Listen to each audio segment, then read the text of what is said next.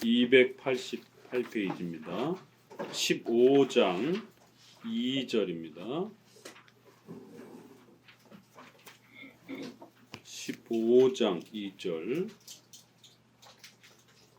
펴놓으시고 창세기 2장 7절 다시 한번 봅니다. 창세기 2장 7절입니다. 창세기 2장 7절 함께 읽도록 합니다. 여호와 하나님이 흙으로 사람을 지으시고 생기를 그 코에 불어넣으시니 사람이 생명이 된지라. 이제 창조와 관련된 하나님의 또 위대한 그 역사와 내용들을 인간 창조와 관련해서 또 이렇게 함께 소개하고 있습니다. 인간의 창조와 관련해서는 2장 7절에 이렇게 흙으로 사람을 지으셨다. 그래서 외적인 물질은 흙이다 이렇게 표현을 하고 있고요. 그럼에도 거기에 또 생기를 주셨다 이렇게 표현을 합니다. 그리고는 그 코에 불어넣는 방식으로 그렇게 인간을 창조하셨다 이렇게 표현하고요. 그래서 인간은 생명, 살아있는 그러한 존재가 되었다 이렇게 표현합니다. 어디를 보시냐면 1장 26절을 봅니다. 창세기 1장 26절은 조금 다르게 비슷하지만 조금 또 이렇게 차이가 있습니다. 26절 읽어봅니다. 하나님이 가라사대 우리의 형상을 따라 우리의 모양대로 우리가 사람을 만들고 그로 바다의 고기와 공중의 새와 육축과 온 땅과 땅에 거는 모든 것을 다스리게 하자 하시고 하나님이 자기 형상 곧 하나님의 형상대로 사람을 창조하시되 남자와 여자를 창조하셨다.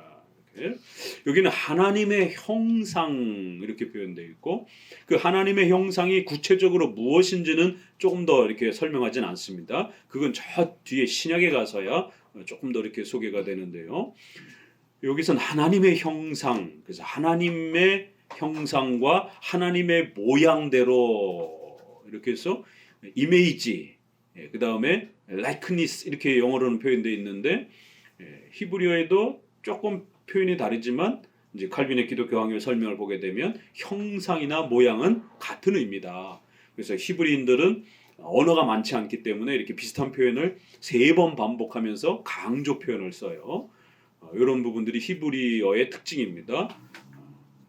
우리는 부사가 발달이 돼서 한국 사람들은 아주 세게 정말로 진짜 뭐 이런 걸 부사라고 그래요. 이런 꾸며주는 말들이 굉장히 발달되어 있지만 히브리어는 그런 말들이 별로 없어요. 그래서 그거를 대체하기 위해서는 명사나 동사를 이렇게 3번, 2번 반복하면서 강조의 이런 부분들을 씁니다. 진실로 내가 이르노니 이런 부분들도 앞부분에 이렇게 2번씩이나 이렇게 쓰는 게 전형적인 그 히브리인들의 습관들의 표현을 신약에서 그대로 이렇게 표현되어져 있는 부분들입니다. 형상, 모양 이거를 이렇게 너무 다른 걸로 보지 않고 같은 하나님의 형상에 한 번 더 강조하는 이런 표현으로 되어 있습니다. 자, 그러면 2장으로 넘어와서 하나님의 형상은 그러면 뭘까라고 하면 육체, 흙은 하나님의 형상이 아니죠. 흙으로 짐승도 만들었습니다. 그렇죠? 그렇기 때문에 흙을 인간의 육체를 하나님의 형상이다 이렇게 되면 조금 심각해집니다. 그러면 영이신 하나님이 인간의 육체처럼 손, 발, 다리가 계신 것처럼 이렇게 오해를 하게 되는 거죠. 오늘 우리가 시편에서도 주의 얼굴로, 주의 팔로 이건 다 시적인 표현이지 하나님이 팔다리가 있다 이렇게 읽으면 안 됩니다. 이거는 시적인 표현이면서 성경에서 흙으로 이렇게 사람을 지었다 이러면 이제 이 흙에 대한 부분들은 하나님의 형상이 아닌 것으로 우리가 좀 구별을 해야 됩니다. 그러면 1장과 2장을 연결해서 하나님의 형상이라고 하는 것은 인간의 영혼에 해당이 된다라는 걸 알 수가 있습니다. 인간은 육체와 영혼으로 이렇게 존재하기 때문에 그렇습니다. 신약에서는 육체와 영혼이라고 좀 더 분명하게 표현을 합니다. 그러나 구약에서 이제 이렇게 처음 인간을 소개할 때 흙에서 인간의 육체를 만들어냈고, 그렇지만 흙은 아니죠.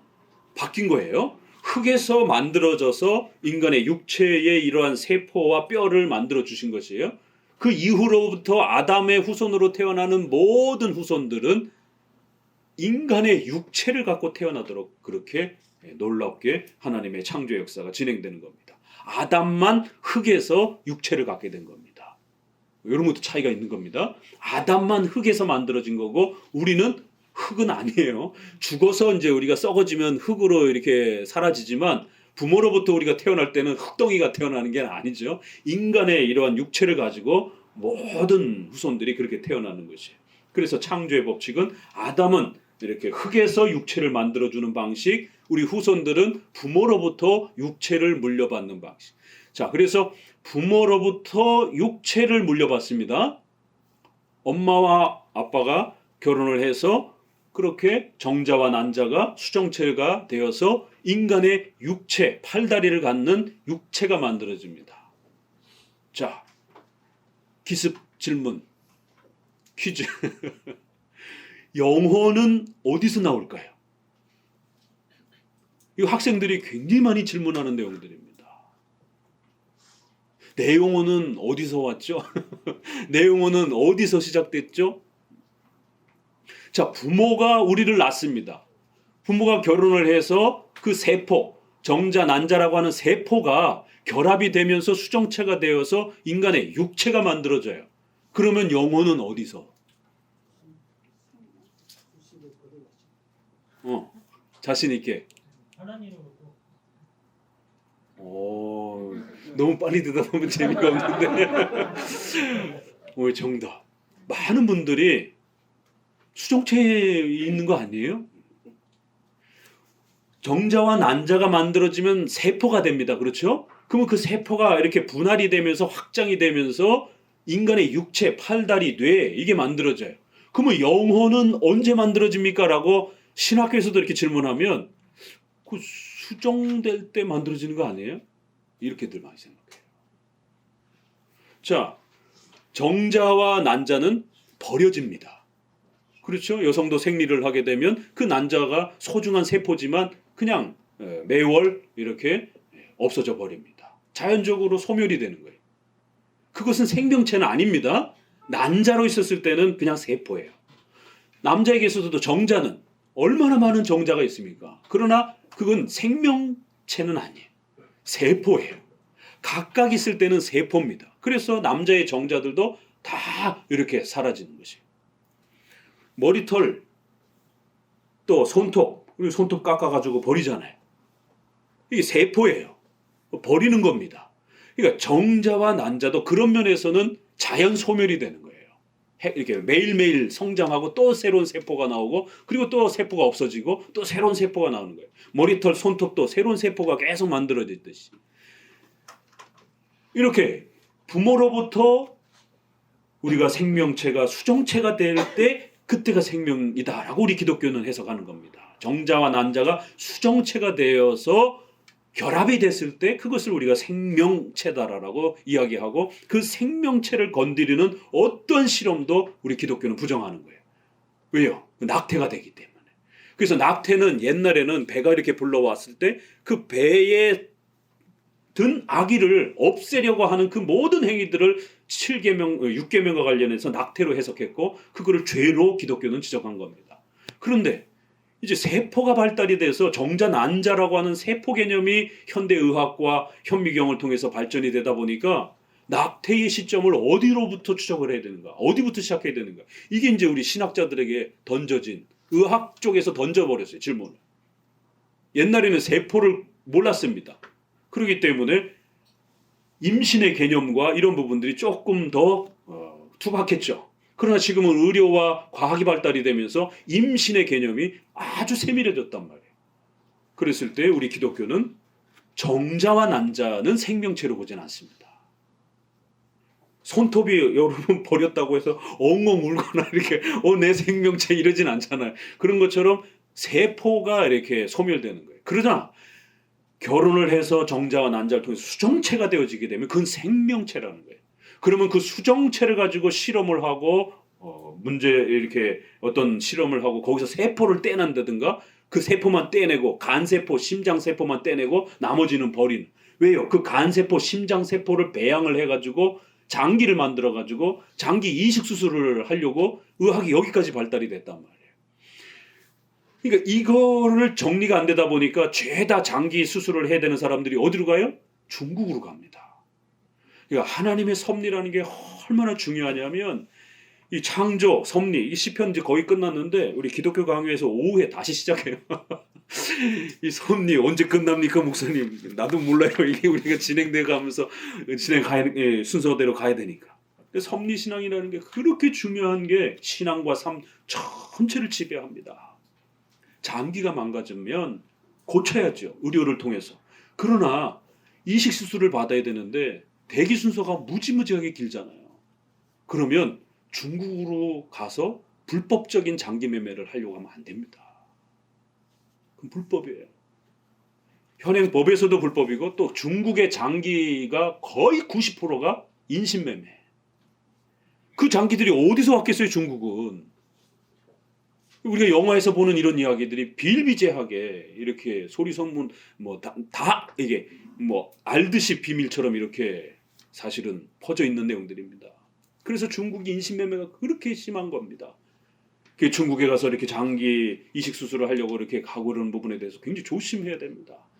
현대의학을 통해서 이렇게 받든가 이 대기자를 통해서 받든가 그렇지 않으면 섭리 안에서 자신의 건강 상태를 받아들여야 되는 거예요. 그걸 억지로 이러한 불법적인 이러한 심각한 이 상황을 알면서도 중국에 가서 그렇게 장기를 이식 수술을 하려고 이렇게 한다는 것 자체는 우리 기독교인들에게 있어서 모르면 몰랐지 이게 굉장히 심각한 겁니다. 또 현대 의학을 가지고 수정체에서 세포를 빼내가지고 기술이 상당히 여기 많이 발전됐으니까 그렇게 해가지고 수정체를 버리는 이러한 세포 실험에 수정체 실험에 대한 부분으로 만약에 내가 장기를 이식받는다 이러면 굉장히 심각한 겁니다.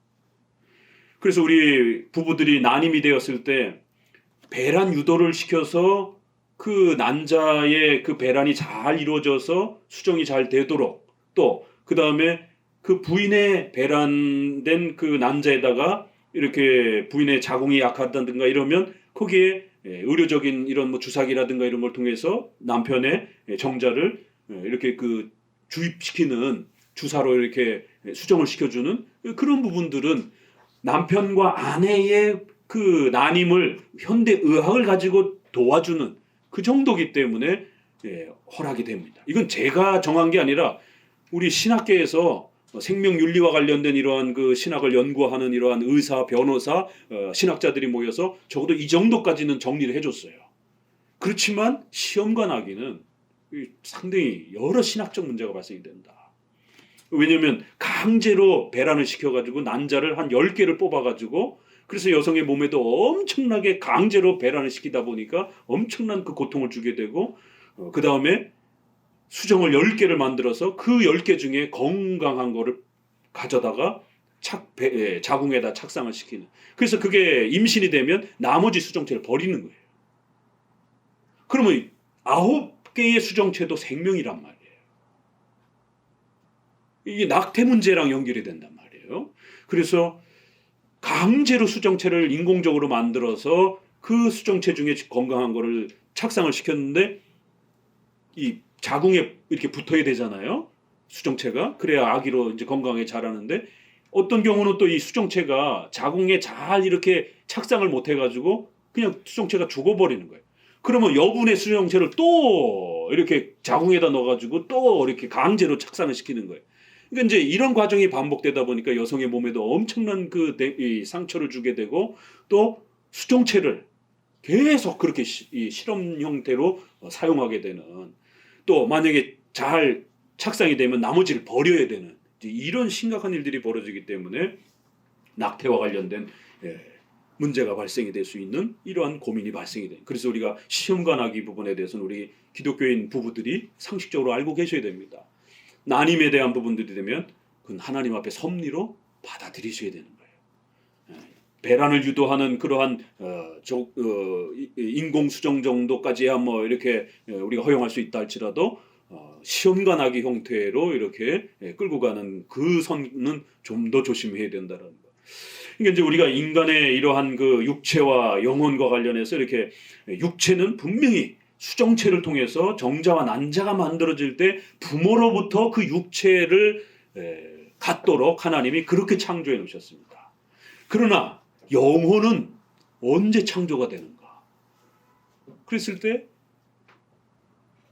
우리 기독교는 수정체가 만들어지는 그 순간, 그러니까 많은 분들이 정자의 영혼이 50%, 난자의 영혼이 50% 이렇게 있어가지고 수정체가 됐을 때 육체도 만들어지고 영혼도 XY 염색체, XX 염색체 이렇게 해서 그거는 육체를 구성하는 DNA고 영혼은 다른 종류란 말이에요. 그렇기 때문에 영혼이 50% 있다가 플러스가 돼가지고 남자 여자가 되는 게 아닙니다. 영혼은 그렇게 접근하시면 안 돼요. 영혼은 전혀 다른 성질의 것입니다. 육체만 아담은 흙으로 만들어지고 그 후손들은 부모의 정자와 난자를 통해서 만들어진 거예요. 하와는요, 아담의 갈비뼈에서. 그러다 보니까 많은 크리스천들이 아담, 남자는 갈비뼈가 여자보다 하나 적은 줄 알아요. 한번 쉬어보세요. 이게 몇 개나 있는가. 남녀가 갈비뼈가 똑같습니다. 분명히 성경에서 남자의 갈비뼈를 하나 뺐다라고 했는데 그건 문자적으로 사실이에요. 그러나 그건 아담과 하와만 독창적인 창조 방법이라는 거예요. 그래서 아담과 하와를 흙으로 만드셨고 그건 그들에게만 독창적인 거고 또 하와는 특별히 아담의 갈비뼈에서 이렇게 하와를 창조하시는 육체를 그렇게 창조하신 거예요. 그러나 영혼은요. 자, 아담은 흙에서 창조했어요.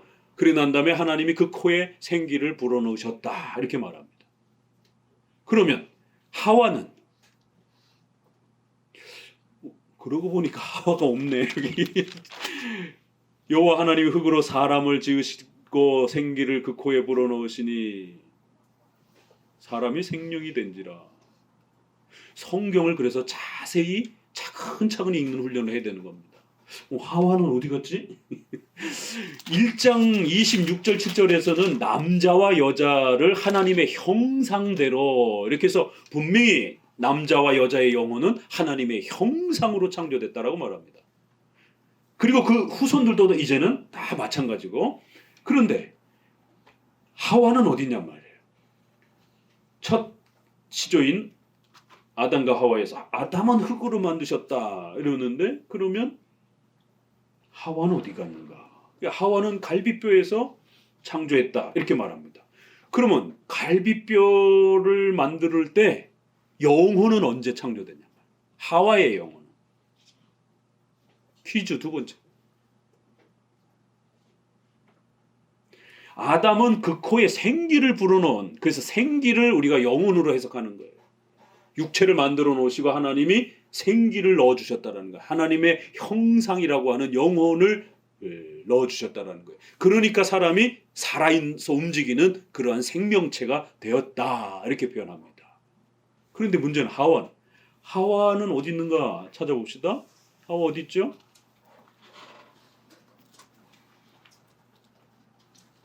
2장 21절 2장 21절 같이 읽어봅니다. 여호와 하나님이 아담을 깊이 잠들게 하심에 잠들매 그가 그 갈빗대 하나를 취하고 살로 대신 채우시고 여호와 하나님이 아담에게서 취하신 그 갈빗대로 여자를 만드시고 그를 아담에게로 이끌어 오시니. 그런데 문제는 하와의 영혼에 대한 창조 이야기가 없네요. 갈빗대로 여자를 만드셨어요. 그리고는 아담에게로 끌고 왔다 이렇게 데리고 왔다 이렇게 성경은 거기까지만 얘기가 나왔어요. 하와의 영혼이 창조되어지는 장면이 소개가 안 돼 있어요. 아담은 흙으로 만들어 놓고 하나님이 그 코에 생기를 불어넣었다라는 겁니다. 그런데 여기서도 조심하셔야 됩니다. 코에다가 생기를 불어넣으셨다 이렇게 돼 있어요. 그러니까 많은 분들이 이 구절 때문에 목사님, 그럼 하나님이 우리를 창조할 때 인공호흡하듯이 코에다가 영혼아 들어가라 이렇게 문자 그대로 그 코에 생기를 불어넣었다, 이렇게 불어넣었다 이렇게 돼 있단 말이에요. 이게 영어에서도 breath 이렇게 해서 숨을 이렇게 쉬다, 이렇게 숨을 내쉬다 이렇게 돼 있단 말이에요.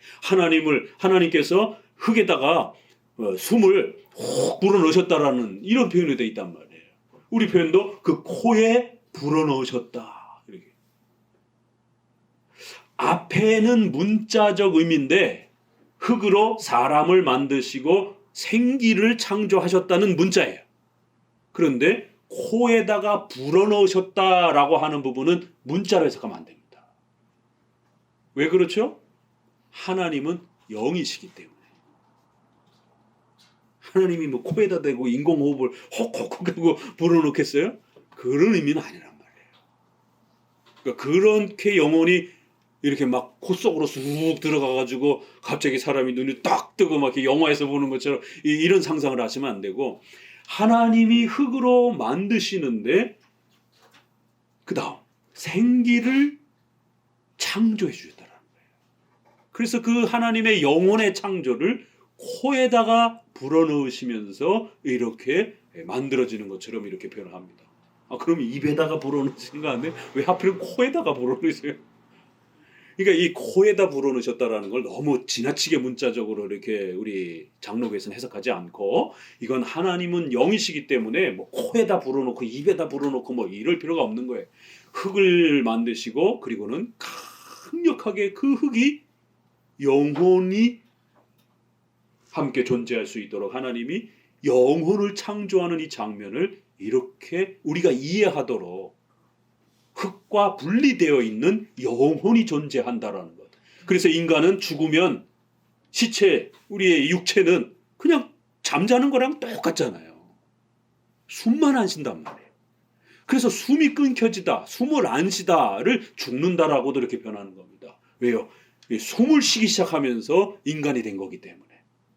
그래서 이제 그런 표현이에요. 인간이 숨을 쉬는 것처럼 이렇게 표현을 해놓은 겁니다.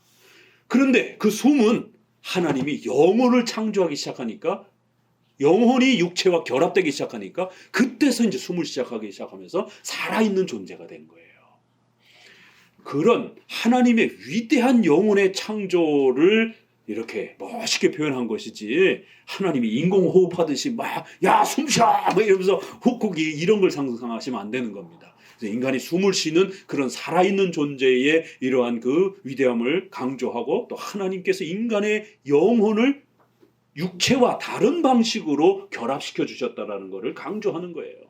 그래서 인간 창조의 위대함과 하나님의 인간을 창조하는 신비로움을 이렇게 이 정도로 표현한 것으로 이렇게 해석하면 되는 겁니다. 너무 지나치게 막 코에다가 막 쑤셔 넣고 막 이렇게 너무 지나치게 이렇게 해석하면 안 됩니다. 그래서 육체와 영혼이 분명히 분리되어 있다는 거.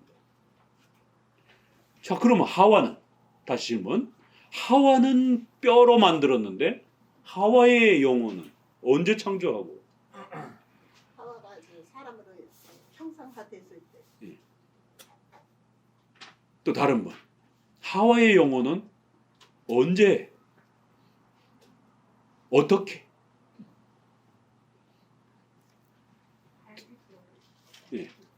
갈비뼈에서 빼서 하나님이 사람 모양으로 만들었어요. 거기까지는 우리가 생각해 볼 수 있는 겁니다. 그럼 영혼은 언제? 아담의 코에 영혼을 불어넣으실 때 그때 같이. 그때는 없었어요. 하와는 아직. 여기 갈비뼈에 있었으니까. 그러니까 이제 이게 왜 문제가 되냐면, 이제 지금 그렇게 질문하시는 것, 대답하시는 것처럼 갈비뼈를 이렇게 하나님이 빼왔을 때, 거기까지 분명히 성경에 설명이 있으니까. 그럼 갈비뼈에 빼왔을 때 이 영혼이 여기 갈비뼈에 붙어가지고 도대체 영혼은 어디 있는 거지? 하와의 영혼은? 그러니까 이제 지금 그런 고민들을 하는 거예요. 갈비뼈가 이렇게 왔으면 아담이 완전하게 창조되었으니까 그 갈비뼈에 영혼이 있어가지고 이렇게 된 건가? 왜? 성경에 설명이 없으니까, 구체적으로. 그래서 영혼의 창조에 대한 고민을 한번 해보시라라고 이렇게 이제 질문을 던지는 겁니다. 아까 우리 송건이가 우리 후손들은 수정체, 남자와 여자가 결혼을 통해서 수정체를 만들게 되면 그 수정체가 만들어지면서 하나님께서 우리 각자 여러분들을 의 영혼을 창조하셔서 여기에 수정체에다가 연합시켜 주는 거예요. 그래서 수정체가 정자와 난자가 만날 때 수정체가 되잖아요. 그러면 수정이 되는 그 순간 0.00000000001초 이 시간을 계산할 수가 없어요. 우리가 이렇게 유튜브라든가 이렇게 보면은 정자와 난자가 만나는 그런 부분들을 이렇게 영상으로 만든 것들 요즘에도 많잖아요. 그러면 그 인간이 되기 위해서 수정체가 되려고 딱 만나는 순간이 수정이 되는 거란 말이에요. 그러면 육체는 그렇게 만들어지지만 영혼은 하나님이 그 육체가 창조되어지는 바로 그 순간에 하나님께서 여러분의 각자의 영혼을 창조하셔서 이 수정체의 육체에 결합시켜주는 거예요. 왜? 영혼은 육체랑 분리되어 있는 거기 때문에. 그래서 우리가 죽으면 육체는 흙으로 썩어져 없어지지만 우리의 영혼은 없어지지 아니하고 그리스도 곁으로 간다라라고 부활체를 기다리면서 재림을 기다리면서 우리의 영혼은 없어지질 않는 겁니다. 영혼은 육체와 분리돼서 존재하는 거예요. 지금은 연합돼서 존재하지만 죽으면 영혼이 분리가 되는 겁니다. 이렇게 인간은 언제 창조되는가? 인간은 내 영혼은 언제 창조가 되는가라고 할 때 육체는 분명히 부모로부터 육체를 물려받아요. 그렇지만 영혼도 부모로부터 물려받는 건 아닙니다. 이게 인간 창조론이에요. 그래서 우리가 인간 창조할 때 인간이 어떻게 창조되느냐라고 할 때 하나님께서 아담은 흙으로 하와는 갈빗대에서 그리고 그 나머지 후손들은 전부 다 부모로부터 육체를 물려받는 거예요. 그러나 영혼은 후손들은 하나님이 창조하셔서 그 수정체가 만들어지는 바로 그 순간에 결합시켜서 뗄래야 뗄 수 없도록 이제 죽음만이 그 육체와 영혼을 분리시키는 겁니다. 죽기 직전까지는 강력하게 그렇게 결합되어서 한평생을 육체와 영혼을 갖고 살아가는 겁니다. 그래서 하나님이 영혼을 창조하셔서 그 수정체가 만들어지는 바로 그 순간에 영혼을 만드신 영혼을 이것도 조심해야 됩니다. 하나님이 저 천국 창고에다가 성건이 영혼도 성은이 영혼도 현아 영혼도 이렇게 미리 만들어 놓으셨다가 꺼내 써야지 이제 둘이 결혼하려고 하는 것 같네. 그래서 이렇게 상상하시면 안 되고 수정체가 만들어지는 그 순간에 하나님이 창조하신다. 이 창조론이 그런 개념이에요. 그래서 우리가 진화론을 믿지 아니하고 우리가 창조를 믿잖아요. 그럴 때 전 우주 만물을 창조하는 것도 창조론이고 인간의 육체와 영혼을 만드시는 것도 창조론에 해당이 되는 거예요. 그럴 때 육체는 분명히 부모로부터 물려받습니다. 그래서 부모의 모양, 얼굴, 이런 습성, 이런 부분들이 육체의 이런 부분으로 이렇게 이런 부분들이 유전되는 거예요. 그러나 영혼은 분명히 하나님이 창조하셔서 그 순간에 창조하셔서 육체와 결합해서 우리가 인간이 되도록 생명, 살아있는 존재로 그렇게 태어나는 겁니다. 자, 그러면 다시 한번 질문. 하와의 영혼은 어디 갔는가? 하와의 영혼은 언제 창조됐는가? 우리 리더 선생님들 대답해 보세요. 예? 갈비뼈를 뺐을 때 예. 갈비뼈에 생명이 있으니까 사람을 만들 거 아니에요. 그때 그 생명이 있었다는 것 자체에 그렇게 생각할 수도 있습니다. 정답은 없어요. 왜? 성경에 없으니까. 성경에는 없으니까 정답은 없어요. 우리가 추론적 해석, 이렇게 성경에 연결을 시켜가지고 우리 교리에 위배되지 않는 선에서 이렇게 연결해서 이렇게 한번 정리를 해보는 거예요. 그러면 뭐 이렇게 생각해도 맞을 수도 있고 이렇게 생각해도 맞을 수 있는 것이에요. 그래서 제가 이제 힌트를 드린 거는 후손들의 영혼은 창조된다는 거예요. 아담의 영혼도 창조됐잖아요. 흙을 만들어 놓으시고 하나님이 영혼을 창조해서 이 흙에다가 그렇게 결합하셔서 생명, 살아있는 존재가 된 거예요. 그러면 하와는 갈빗대를 뗄 때 여기에 붙어가지고 있을 수 있고 그 초대 교부 때에 교부들이 도대체 하와의 영혼은 어디 있을까? 언제 만들어진 것인가? 이 갈빗대에서 떼어서 깊이 잠들게 하고 그 갈빗대 하나를 취하여 하와를 여자를 만드시고 하면 갈빗대도 나온 거고 영혼도 여기에 이미 글자로는 언급이 안 돼 있지만 아담처럼 살아있는 인간으로 그렇게 하와도 예쁜 여성으로 그렇게 존재하는 것이죠. 여자를 만드시고 여기도 만드시고 또 이렇게 돼 있잖아요. 그러면 하와는 언제요? 갈빗대에서 붙어오는 거 이것보다는 갈빗대를 먼저 떼고 그 갈빗대를 가지고 예쁜 여성으로 하나님이 만드실 때 언제요? 영혼은? 하와의 영혼도? 자, 아담의 영혼을 창조하셔서 결합시켰어요. 그렇죠? 후손들, 여러분들 다 부모로부터 육체를 물려받을 때 하나님이 그 영혼을 창조하셔서 결합시켜서 여러분이 응애 하고 태어난 겁니다. 그럼 하와는? 하와도 마찬가지죠. 그렇게 해서 이렇게 연결해서 생각해 보시라고 질문을 던진 겁니다. 그러면 하와의 영혼도 갈빗대에서 붙어온 것보다는 갈빗대로 육체를 만드시고 그렇게 예쁜 여성을 만들어 놓고 아담처럼 아담은 그 코에 생기를 불어넣으시는 방식으로 창조, 영혼을 창조하셔서 육체다 결합시킨 거예요. 그러면 하와도 갈빗뼈로 예쁘게 만들어 놓고 거기에 영혼을 창조하셔서 그 갈빗대에다가 결합시켜서 여성이 된 겁니다. 그래서 남자의 몸에서 그렇게 뼈가 가지고 온 거며 그러나 여성은 분명히 독립된 인격체라는 거예요.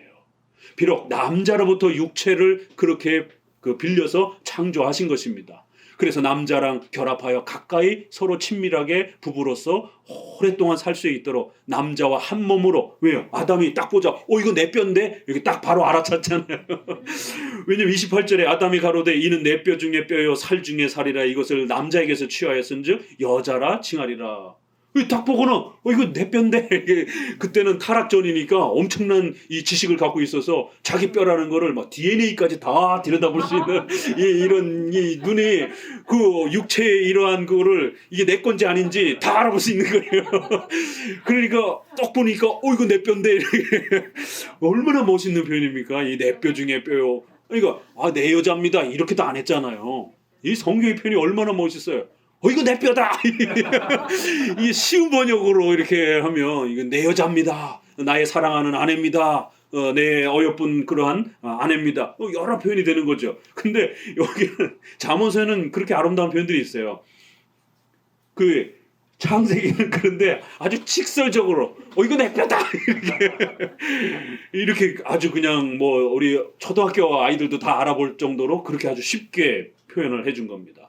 그 아담도 영혼을 창조한 거고 하와도 비록 남자에게서 이렇게 함께 살 수 있도록 남자의 몸에서 취했지만 영혼을 남자에게서 반을 쪼개가지고 가지고 왔다. 남자에게서 일부를 가져왔다. 이러면 여자가 하등한 존재가 됩니다. 저급한 존재가 됩니다. 그렇기 때문에 고대의 여성은 덜 떨어진 존재야. 이런 이 인식들이 스콜라 철학, 아리스토텔레스 철학이라든가 그리스 철학이라든가 우리 유교 문화에도 남존여비 그러잖아요. 남자가 제대로 된 사람이고 여자는 덜 떨어진 사람이야. 이렇게. 우리 유교 문화에도 그렇단 말이에요. 이 남자들이 못 돼가지고 이 남자들 자기들만이 힘도 세죠. 막 이러니까 이렇게 지배하려고. 그래서 여성을 남자의 종처럼 이렇게 부리는 이게 유교 문화의 이러한 그 표현이 우리만 있는 게 아니라 서구의 철학에도 그렇게 아리스토텔레스가 좋은 면들은 좋지만 아리스토텔레스가 굉장히 가부장적이고 남성 우월주의적이고 남존여비적인 개념이 굉장히 강한 그런 선생님입니다. 그렇지만 목사님 성경에도 그렇잖아요. 그건 이제 나중에 질문하시고 자 아무튼 그 아리스토텔레스가 그렇게 여성을 아주 낮은 존재로 이렇게 취급하는 그랬을 때에 그런 부분 굉장히 조심하셔야 됩니다. 아리스토텔레스 책들이 워낙 유명하지만 그의 학문적인 부분들은 뛰어날지라도 이 남녀에 대한 그러한 그 세계관, 인식 이건 굉장히 위험합니다. 그래서 그러한 부분들을 우리가 청년들은 가려서 이렇게 철학책도 읽을 줄 알아야 돼요. 자, 성경은 그러나 비록 몸은 남자에게서 이렇게 갈빗대로 가져왔지만 영혼은 여성은 독립된 인격체라는 거예요. 그래서 성경이 멋있다라는 겁니다.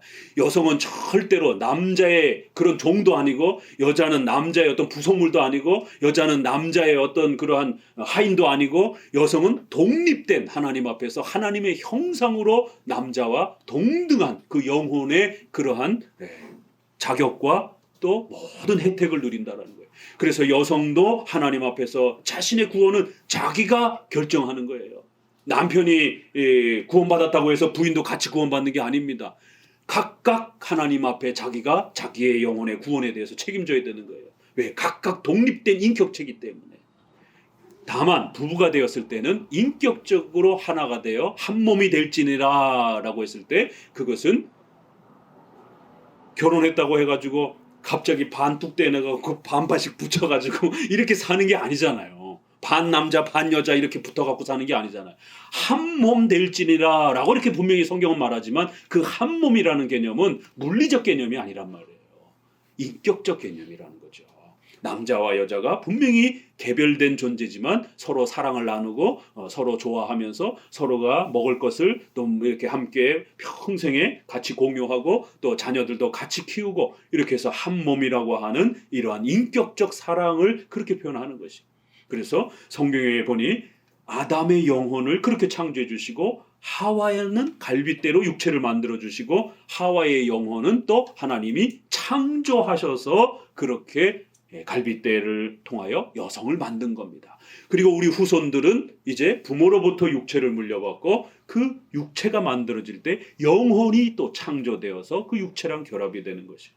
그래서 우리 기독교만큼 이렇게 여성들이 얼마나 존중받아야 되는 인간인지 인격을 가진 남자와 동등한 인격의 대우를 받아야 되는 인간이라는 것. 그래서 1장 26절 27절은 이렇게 하나님의 형상대로 사람을 창조하시되 남자와 여자를 창조하셨다. 이렇게 해서 하나님의 형상 부분에는 동일하게 남자와 여자 모두에게 이렇게 하나님의 형상이라는 그 가치를 두는 겁니다.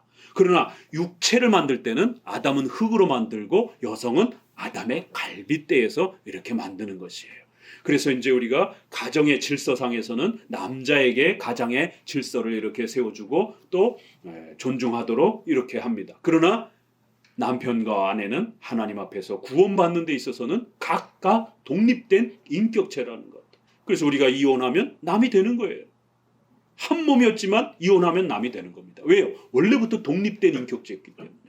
자, 이렇게 성경은 멋있게 이렇게 성경만큼 여성의 창조와 여성의 존재와 여성의 가치를 이렇게 멋있게 표현하는 이러한 내용은 다른 종교에는 없습니다.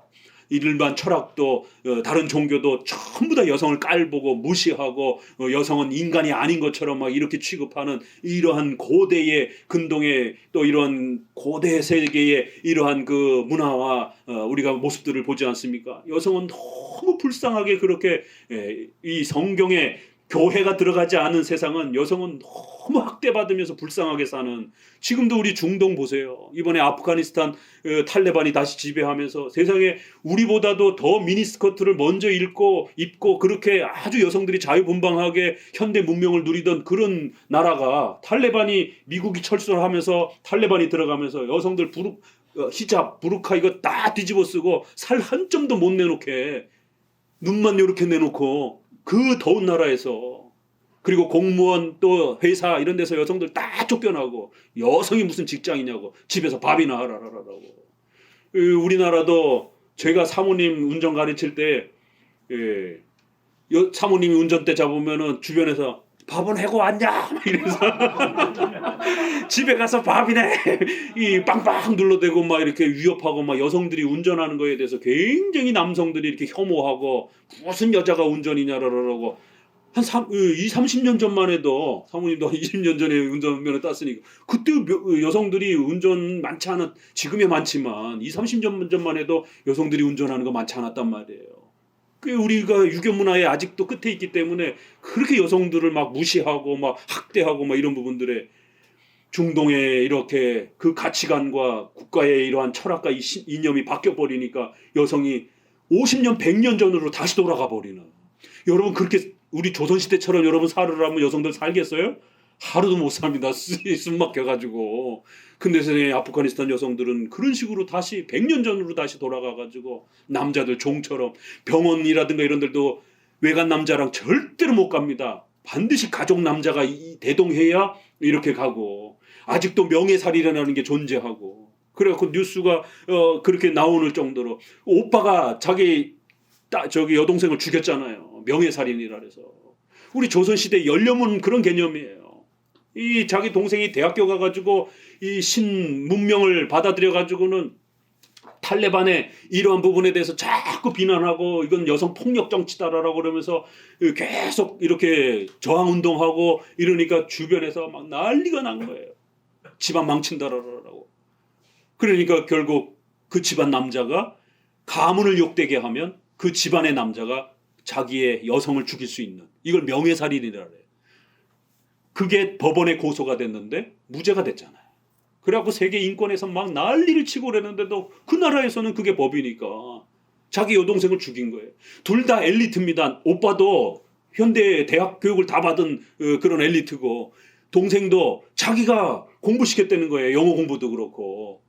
그런데 결국 그 동생이 자꾸만 여성 인권운동하고 막 이러니까 결국 그 사회로부터 지탄을 받으면서 그 가족을 암살시키겠다라고 주변에 이슬람 그 문화의 사람들이 어떻게 이렇게 우리 종교를 이렇게 욕되게 하시겠냐 이래갖고 너네 집안 다 불살라 버리겠다고 암살하겠다고. 그러니까 오빠가 그 부담 때문에 고민하다가 자칫 잘못하면은 아버지 자기 가족들 다 죽을 수 있겠다 생각이 들어서 차라리 내가 내 손으로 여동생을 죽이면 우리 가족은 안전하니까. 그래갖고 여동생을 죽였더니만 그 다음에는 가족 일가 친척들이 잘했다라고 야 이게 무슨 야만인의 사회도 아니고 세상에 자기가 자기 가족을 죽여놓고 그걸 명예롭게 생각하고 또 주변의 가족들은 그걸 박수를 치고 이건 야만 세계나 존재할 만한 그런 모습입니다. 기독교를 통하여 우리 인간의 존재와 가치를 배우지 못하면 이런 일이 벌어지는 거예요. 우리 한국도 여성들이 100년 전에 여성이 무슨 교육을 하느냐고 여자들 학교 안 보내고 남자 선호 사상 때문에 남자만 이렇게 우선시하면서 이런 문화가 100년도 안 돼요. 성경의 창조론을 보면서 하나님의 형상으로 남자와 여자를 각각 하나님이 동등한 대상으로 창조해 주셨고 다만 가정의 질서상 남자가 가장으로서의 그러한 권위를 갖고 가정을 다스려 가도록 이렇게 육체에 있어서는 남자의 몸에서 그렇게 여성의 남자의 갈빗대로 그렇게 창조하시는 참 멋있잖아요. 그 본질에서는 동등하다라는 거예요. 하나님의 형상으로 인간으로서는 동등한 거예요. 그러나 한 가족이 형성이 되면 어디든 질서가 필요하기 때문에 교회든 국가든 직장이든 가정이든 질서가 필요하니까 남자가 가장으로서 그렇게 역할을 하도록 또 질서는 세워주신 것이. 그래서 그런 질서 면에서는 또 남자의 갈빗대로 이렇게 차이를 두는 이러한 또 그래서 1장과 2장의 인간 창조가 조금 같으면서도 약간 이렇게 다른 이유가 바로 이런 데 있는 겁니다. 자 들어갑니다. 그래서 2절에 육체와 영혼의 상이점 더욱이 인간이 영혼과 육체로 되어 있다는 사실에는 논쟁의 여지가 없습니다. 내가 아는 바로는 영혼이라는 말은 불멸적이면서도 창조함을 받은 실제를 의미하며 이것은 인간의 보다 고귀한 부분입니다. 그래서 육체보다는 영혼이 하나님의 형상으로서의 본질이라는 거예요. 쭉 내려오셔서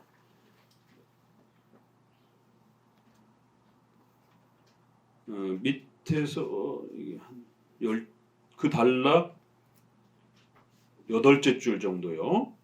확실히 양심은 찾으셨어요? 밑에서 8째 줄 정도. 확실히 같이 읽어봅니다. 양심은 선악을 가려내어 하나님의 심판에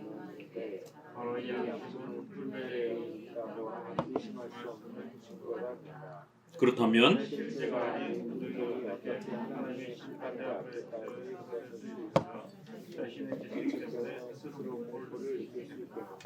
예. 육체는 오직 영혼에게만 내려지는 영적인 형벌에 두려움을 입지 않기 때문이다. 이 사실에서 영혼이 실제라는 것을 알게 된다. 그래서 우리 인간의 양심, 영혼이 어디 있는지는 지적할 수는 없어요. 왜? 인간의 몸에 결합되어 있기 때문에 전신에 퍼져 있는 거예요. 물론 그 기능을 하는 건 뇌지만 인간의 영은 전체는 우리 인간의 몸 전체에 그렇게 결합이 되어 있는 겁니다. 그럼에도 또 우리는 마음이라고 하는 이러한 양심이라고 하는 이런 인간의 영혼에 이런 또 자리가 분명히 있다라는 것을 압니다. 밑에서 셋째 줄, 요컨대 인간 마음에 부여된 그 탁월한 여러 은사들은 신적인 무엇이 여기에 새겨져 있다는 것을 말해준다. 즉, 이 모든 것은 불멸적인 실제에 대한 증거가 되는 것이다. 왜냐하면 야수들이 소유하는 감각은 육체의 한계를 넘지 못하며 혹은 육체에 속한 것 이상을 넘지 못하기 때문이다. 그래서 우리가 짐승하고 우리 인간이 분명히 이렇게 차이가 난다라는 겁니다. 이 짐승은 어떤 면에서는 인간보다 훨씬 뛰어난 외적 기능을 갖고 있죠. 그러나 영혼이 없다라는 거예요. 그래서 인간이 훨씬 짐승에 비해 탁월하다라는 것이죠. 289페이지에 그래서 위에서 한 10째 줄 정도 아홉 열째 줄. 그러므로 영은 틀림없이 이 지성의 자소이다. 실로 사람은 혼미하게 하며 생명마저 빼앗아가는 듯이 보이는 수면 그 자체도 불멸에 대한 충분한 증거가 아닐 수 없다. 왜냐하면 수면은 발생하지 않은 사건의 관념뿐만 아니라 미래에 대한 예감도 암시하기 때문이다. 그래서 우리가 꿈을 꾸고 이렇게 꿈에서 보면은 막 활동을 하잖아요. 그 꿈을 딱 깨고 나면 막 어떤 꿈은 굉장히 또 선명한 꿈도 있고, 그래서 이러한 꿈을 통해서도 우리 인간이 영혼이 있다라는 것을, 인간의 육체는 잠들어 있어도 이 영혼은 쉬지 않는, 인간의 영혼은 잠들지 않는 거예요.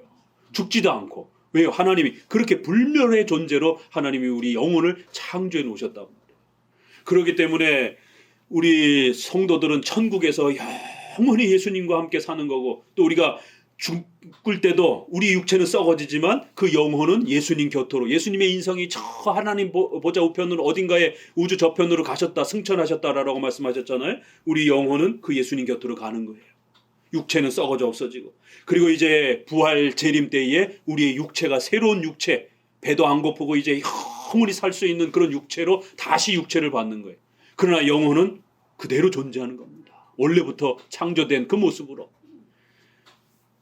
불신자들은요, 영혼이 죽지 않기 때문에 지옥에 또 떨어져서도 죽지 아니하고 그 고통을 받는 거예요. 그리고 그들에게 또 육체도 부활을 시켜가지고 육체의 고통도 함께 고통받도록, 영혼과 육체가 함께 고통받도록, 그리하여 최후 심판 때는 불신자들도 육체 부활을 받는 겁니다. 그래서 지옥에서 영원히 육체와 영혼이 고통을 받으며 벌을 받도록 그렇게 하시는 겁니다. 이렇게 영혼이 죽지 않는다라는 것을 우리는 잠을 잘 때도 이렇게 막 꿈을 꾸면서 이러한 그 모습으로 어느 정도 영혼의 또 이런 모습들을 다양한 형태로 우리가 경험할 수 있다라는 겁니다. 그런데 영혼이 육체와 구별되는 본질적인 무엇이 아니라고 한다면 우리가 흙집에 살다가 죽을 때는 육신의 장막을 벗어나 각각 몸으로 행한 행위에 따라 마지막 날에 보상을 받기 위해 썩어질 것을 벗어버린다는 것을 성경이 가르치지 않았을 것이다. 이렇게 성경은 분명히 육체에서 분리되는 이러한 여러 가르침들을, 죽음이라는 것은 바로 이 육체가 숨을 쉬지 않는 것이고, 그러나 영혼이 분리가 된다라고 하는, 하나님께로 돌아간다라고 하는 이런 표현이 많이 있다라는 거예요.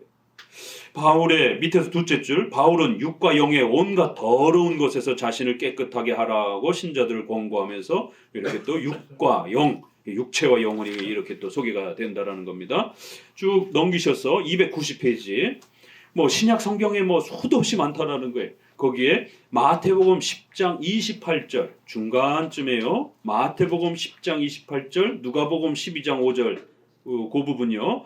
몸과 영혼을 능히 지옥에 멸하시는 자를 두려워하라. 마태복음 10장 28절. 이렇게 불신자들은 지옥에 떨어져서 몸과 영혼이 영원히 벌받는 또 이러한 최후 심판이 있다라는 거예요. 몸과 영혼 이렇게 표현을 합니다.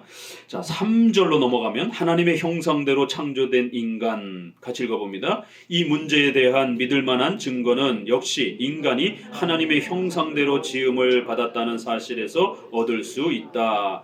왜냐하면 하나님의 영광이 인간의 외형에서 빛나고 있지만, 그러나 그 형상의 본래의 좌소가 영혼에 자리 잡고 있음은 의심할 여지가 없기 때문이다. 실로 나는 인간의 외형이 우리를 동물과 구별하고 분리시키며 동시에 우리를 하나님께 더욱 가까이 결합시켜 준다는 사실을 부정하지 않는다. 하나님의 형상의 본질은 육체가 아니라 영혼이라는 거예요. 그러나 우리 인간의 이 육체도 굉장히 멋있다라는 거예요. 참 지훈이 잘생겼어요. 지훈이만 잘생긴 게 아니라 우리 모든 남자들이 참 잘생긴, 남자도 참 멋있고 여자도 아주 예쁘고 아름답고, 어떻게 이렇게 남자와 여자가 참 멋있고 아름다울 수 있을까? 하나님이 인간의 육체를 이렇게 만들어 주신 것이에요. 인간의 육체도 동물과 구별해서도 아주 멋스러움이 있다라는 거예요. 그러나 하나님의 형상의 본질은, 하나님은 영이시기 때문에 육체를 갖고 계신 분이 아니기 때문에 함부로 육체라 이렇게 적용하면 안 된다라는 거죠. 그래서 하나님의 형상의 본질은 우리 영혼에 해당이 된다라는 거예요. 그런데 루터파 목사인 오시안더라고 하는 목사가 인간의 육체도 하나님의 형상일 수 있지 않겠는가? 그래서 영혼과 육체가 50% 이렇게 해서 하나님의 형상으로 만들어졌다, 이래가지고는 이제 난리가 난 거예요. 그래서 이제 목사님들도 이렇게 정통 교리와 정통 신앙을 잘 정립해 놓지 못하면 이런 실수들을 하게 되는 겁니다. 오시안더는 루터파 목사님이에요. 그러니까 루터 목사님 이후에 루터의 제자가 멜랑히톤, 그 멜랑히톤 이후에 이제 아주 유명한 루터파의 오시안더 목사님이 굉장히 유명한 목사님. 그러니까 벌써 기독교 강요에 등장을 하잖아요.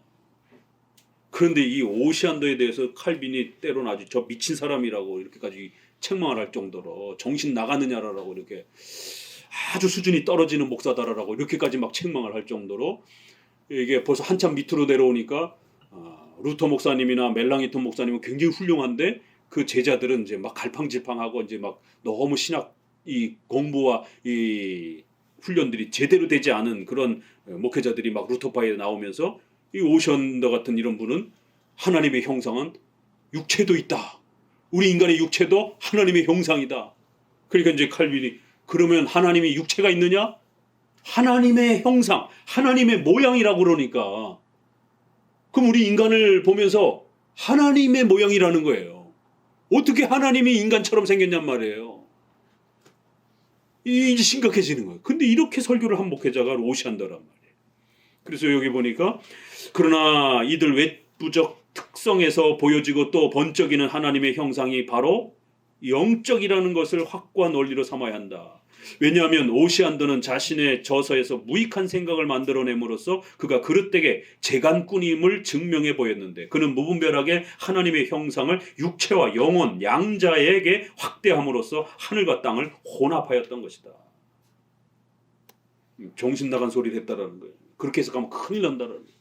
그런데요, 이거를 여러분들은 지금 이렇게 차근차근히 듣고 있지만, 제가 신학교 갔을 때는 이런 걸 교회에서 배워본 적이 없어가지고 전도사 시절에 수련회 가서 전사님들하고 토론하다가 이 창세기 가지고 토론하다가, 인간의 육체도 하나님의 형상이지 않을까? 어떤 분이 그게 말이 돼? 하나님의 형상으로 사람을 만들었다 이렇게 쓰니까, 인간의 육체도 굉장히 멋있으니까 육체까지 하나님의 형상 모양이라고 해석해도 되는 거 아닌가? 이거 싸움이 붙어가지고 밤새도록 토론을 한 거예요. 육체도 하나님의 형상이다. 아니다. 이다. 아니다. 이다. 아니다. 어디 가서 물어볼 데도 없고. 근데 기독교 강요를 보니까 설명이 다 돼 있어요. 영혼만 하나님의 형상이고 육체는 하나님의 형상이라고 말하면 안 된다. 그거 옛날에 오시안더와 같은 이런 정신 나간 수준이 떨어지는 이런 목회자가 그렇게 가르쳤다라고. 그래서 종교개혁 시대 때 장로교 목사들에 의해서 엄청나게 책망받았다라는 거예요. 이 오시안더 목사가. 그러니까 여러분들 중에서도 혹시라도 창세기 읽다가 육체까지 하나님의 형상으로 생각해봐도 되지 않겠는가, 이런 혹시라도 호기심이나 의문이 든다라면 기독교 강요로 돌아오셔야 됩니다. 영혼만 하나님의 이러한 형상인 것이. 그런데 칼빈이 놀라운 표현을 합니다. 이런 표현 때문에 칼빈의 글을 읽기가 조금 어렵고 힘듭니다. 그래서 우리가 같이 도움을 받으면서 읽어야 돼요. 그 밑에 뭐라고 나와 있느냐면,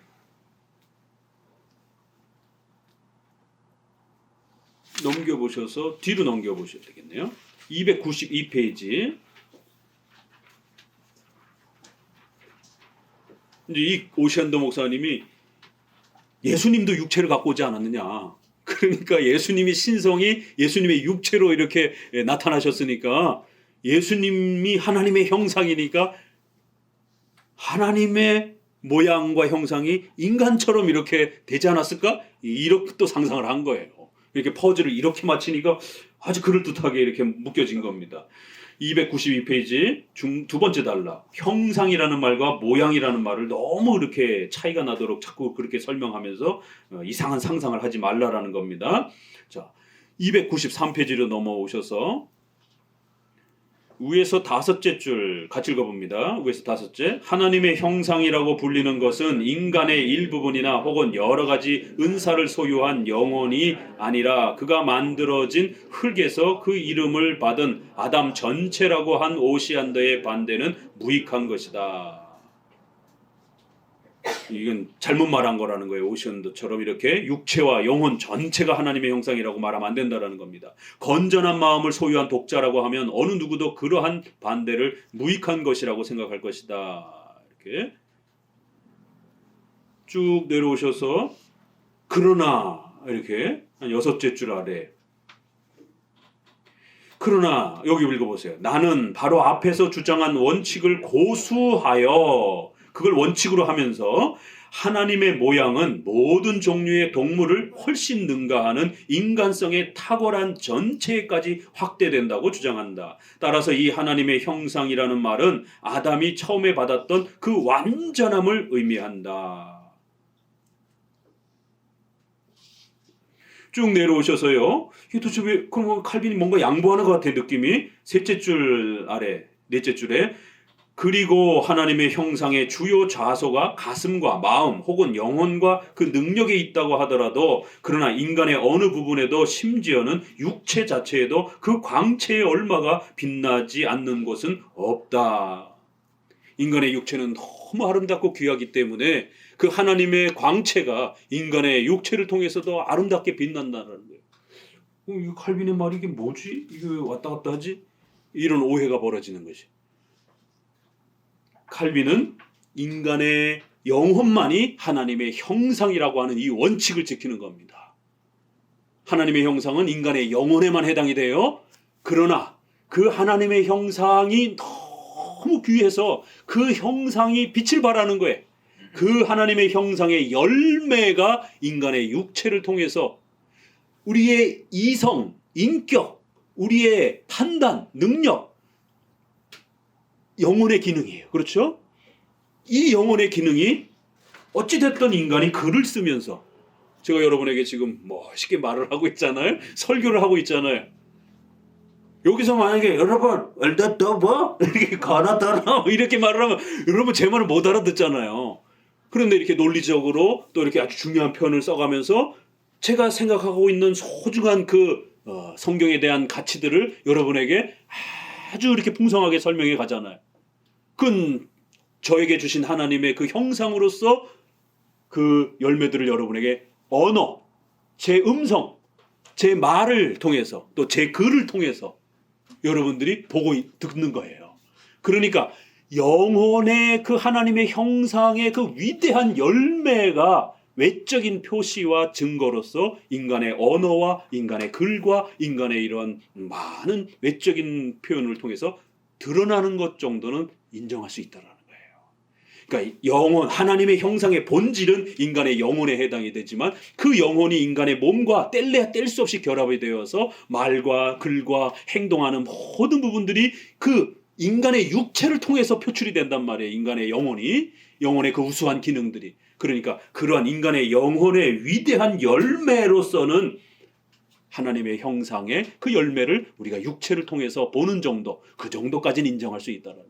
그러나 함부로 뼈, 이 세포 이런 걸 가지고 하나님의 형상이라고 지나치게 말을 하는 건 조금 조심해야 된다는 거예요.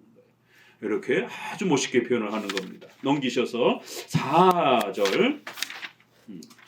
하나님의 형상의 참 성질은 그리스도로 말미암아 회복된다라고 말하는 성경에서 찾아볼 수 있다. 그런데 이제 이러한 소중한 하나님의 형상이 인간의 타락으로 인해서 망가진 것이죠.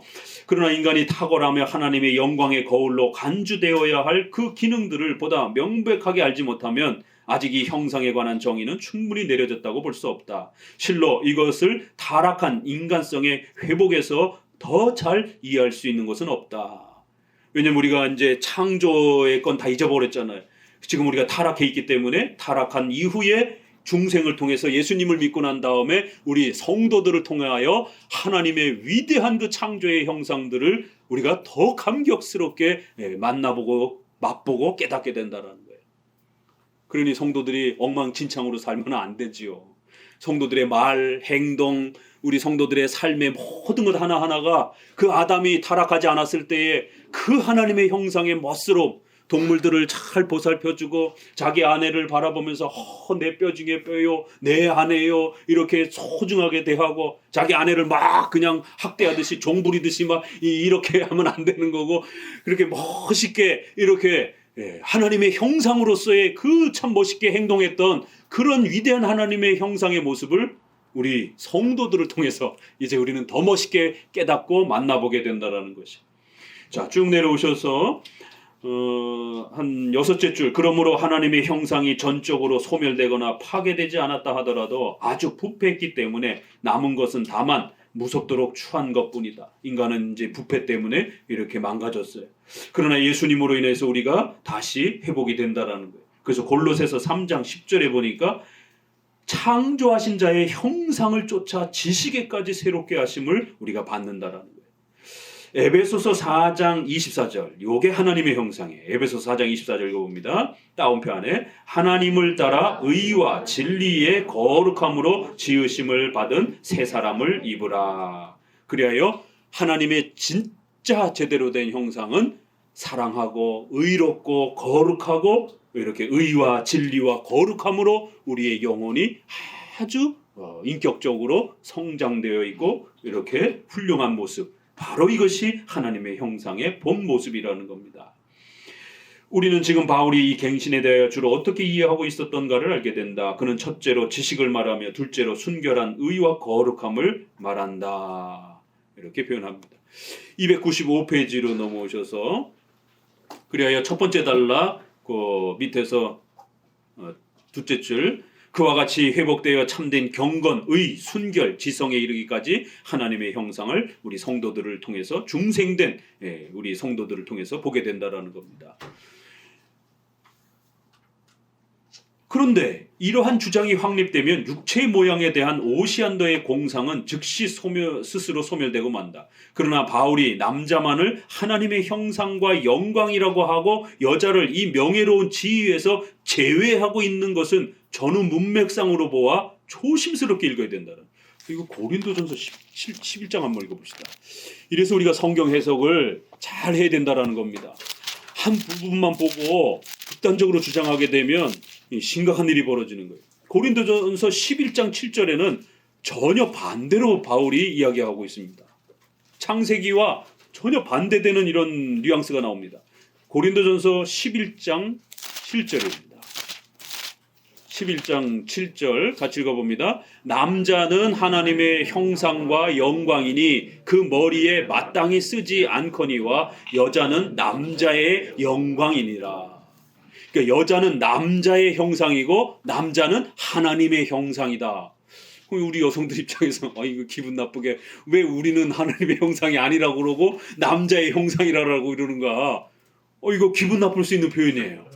그렇지만 이 말씀은 11장 자체가 남자를 가장으로 세우셨다라고 하는 이 질서를 이야기할 때 지금 이 설명을 하는 거예요. 그러니까 남자에게 가장의 질서, 가장의 권위를 하나님이 맡겨두셨다. 이렇게 표현하는 것이지 이 형상이라는 표현을 썼다고 해서 창세기와 다른 여자는 하나님의 형상으로 안 만들었다. 이런 의미가 아니라는 겁니다. 이 문맥 전체는 질서의 차이, 남자에게 가장의 권위를 허락해주고 아내와 자녀들은 그 남편의 가장의 권위를 잘 순종하면서 가정을 꾸려가라. 이런 정치적 질서에 국한 가정의 그러한 질서에 대해서 설명하려고 이 표현을 한 것이지 여자가 하나님의 형상으로 안 만들어졌다 이런 의미가 아니라는 겁니다. 이렇게 그래서 창세기와 고린도전서는 비슷한데도 하나는 창세기는 본질, 하나님의 형상으로 창조된 남자 여자의 본질을 이야기하는 거고, 고린도전서는 여자는 교회에서 잠잠하라. 그래서 여자 목사를 우리 장로교는 주지 않는 겁니다. 이런 것처럼 또 집안에서는 남자가 가장으로서 이렇게 남편에게 또 그러한 존중의 권위를 주면서 그렇게 가족이 하나 된 질서를 이렇게 잘 세워가라. 그것이 하나님의 창조의 질서다. 이렇게 말하고 있는 겁니다. 그래서 고린도전서는 질서를 이야기하는 거고, 창세기는 하나님의 형상의 본질을 이야기하는 것이에요. 쭉 내려오셔서 맨 아랫줄 읽어봅니다. 그 중간쯤 한 번 더 읽어보고요. 어디를 읽어보시느냐 하면 두 번째 단락 여섯째 줄부터 읽어봅니다. 두 번째 단락 여섯째 줄. 그러므로 하나님의 형상은, 같이 읽어봅니다. 하나님의 형상은 인간성의 완전한 탁월성으로 인간은 타락 이전에는 아담 안에서 빛나고 있었으나 후에는 거의 지워졌기 때문에 파멸 후에 남는 것이라고는 오직 혼란하고 이지러지고 오염된 것뿐이다. 그런데 그 위에 한 다섯째 줄 보시면은요, 인간을 다른 동물보다 뛰어나게 창조하신 하나님의 특수한 은총을 찬양하는 것으로 그는 인간이 평범한 생명을 부여받지 않고 지성의 빛이 결합된 생명을 부여받았기 때문에 일반적인 동물과는 구별된다는 것을 보여준다. 그래서 우리가 비록 부패하고 타락해서 이런 많은 부분들을 잃어버렸지만, 그럼에도 인간은 하나님의 형상으로서의 존재와 가치를 갖고 있다라는 거예요. 그래서 동물하고는 다르다라는 겁니다. 그런데 신비주의자들은 이런 인간의 하나님의 형상은 이성, 지성, 이런 인격, 이걸 말하는 거예요. 영혼의 기능을. 그런데 신비주의에 빠지게 되면 모든 지성적이고 이성적이고 합리적인 분석과 판단을 중지하고 그냥 막 환상 보고 무슨 이상한 체험 보고 이상한 귀 속에 뭐가 들리면 이게 하나님의 뜻이야. 지성과 이성과 합리적 판단을 다 중단하면서 살아가요. 그래서 순복음교회를 가면 막 쓰러지고 막 떨고, 이걸 신앙이라고 얘기를 하는 거예요. 아니, 동물들도 그렇게 안 살아요. 동물들도 훈련시키게 되면, 세파트라든가 이런 거 훈련시키게 되면 잘 알아듣습니다. 원숭이 훈련시키게 되면 잘 알아듣잖아요.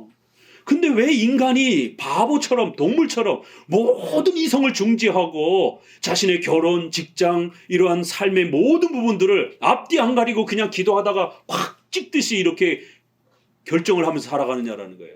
왜 이성적 판단을 하는 걸 두려워하냐 말이에요. 기독교인이 된다고 하는 건 이성을 놓고 바보가 되는 게 아닙니다. 이건 하나님이 창조하신 가장 멋있는 거예요. 그래서 비록 부패로 인해서 망가졌을지라도 불신자들도 이성적으로 살아가잖아요. 우리 신자들은 예수님 믿고 나면 십계명을 배우기 때문에 더 잘 판단할 수 있는 것이에요. 그래서 하나님이 축복해 주시는 길을 성경을 통해서 더 잘 판단하시면 되는 겁니다. 이렇게 이성적으로 합리적으로 성경을 가지고 판단하며 살아가는 것이에요. 무지가 칭찬이 아닙니다. 순복음교회는 무지를 칭찬으로 여겨요. 소리 막 지르고 누가 더 많이 굽는가, 누가 더 많이 소리 지르는가, 누가 더 많이 땅바닥에 쓰러지는가, 이거를 마치 신앙과 경건이라고 얘기를 해요. 그러나 우리 장로교는 성경을 잘 배우고 일반 은총을 잘 배워서 우리 성도들이 똑똑해야 됩니다. 일반적 세상적 지식에도 똑똑해야 되고 성경의 지식에도 똑똑해야 되고. 왜요? 그러라고 하나님이 이성을 준 거예요. 인간만이 이성을 갖고 있는 겁니다. 이성적 판단과 활동을 절대로 두려워해서는 안 됩니다. 이렇게 우리가 15장 창세기의 이 위대함들을 읽어가면서 하나님이 인간을 이성적 존재로 하나님의 형상으로 창조했다라는 게 얼마나 대단한 것인지를 이렇게 우리는 계속 배워갑니다. 맨 아랫줄 이제 마지막에 봅니다. 그러나 이 형상이 어떤 부분으로 구성되어 있는가를 알기 위해서 영혼의 모든 기능을 논한다는 것은 가치 있는 일이다. 영혼이 이성을 말하는 거예요. 오성과 의지, 기억을 내포한다고 해서 그것을 삼일체의 반영이라고 본 어거스틴의 이론은 결코 건전한 것이 못 된다. 이 어거스틴은 이렇게 삼일체를 설명하다가 인간의 뛰어남이 너무 크다 보니까 오성, 의지, 기억, 이거를 하나님의 이렇게 또 그 형상의 어떤 이런 어떤 흔적으로 삼일체의 흔적으로 하나님의 형상인 건 맞는데 삼일체의 어떤 존재의 흔적으로 이렇게 한번 설명해 보려고 시도도 했어요. 그러나 그렇게까지는 너무 지나치다라는 겁니다. 그건 조심해야 되고 이렇게 어거슨이라고 하는 훌륭한 목사님조차도 이렇게 조금 실수하는 부분들이 있고 그걸 우리 종교개혁을 통해서 우리가 다시 한번 검토해보고 그리고 나서 이제 우리가 이렇게 계승하는 겁니다. 왜냐하면 초대 교부 시절에는 목사님들이 아직 이러한 신앙의 체계가 완성되지 않았기 때문에 잘못 말한 것들도 있어요. 어거슨도 연옥을 주장을 종말론 설명하다가 연옥이 있을 수 있지 않겠는가 이런 해석도 했었습니다. 그래서 칼빈이 그렇게 어거슨이 설명하는 건 이건 위험하다. 그래서 다 차단을 합니다. 그래서 초대 교부들이 잘 말한 것과 바르게 말한 것을 이렇게 우리가 기독교 강의를 통해서 이렇게 정리해가는 것이. 밑에서 셋째 줄, 이 하나님의 형상은 당연히 인간의 내부에서 찾아야 하는 것으로 바깥에서 찾아서는 안 된다. 실로 그것은 인간의 내적인 선인 것이다. 이렇게 표현합니다. 오늘은 4절까지 보았습니다. 기도합니다.